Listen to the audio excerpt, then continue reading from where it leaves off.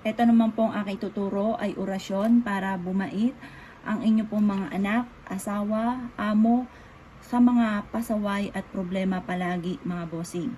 Ito po isa sa mga sikreto. Masasabi ko lamang kung gagawa ka ng ganitong mga pamamaraan, kailangan walang kahit sino man ang nakakaalam. Kailangan ikaw lamang makakaalam nito at gagawin nyo lang po ito sa umaga. Huwag na huwag kang gagawa sa hapon dahil masama po yun.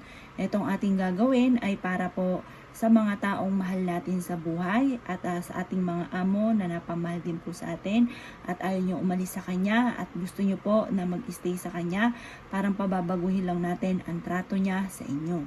Yan.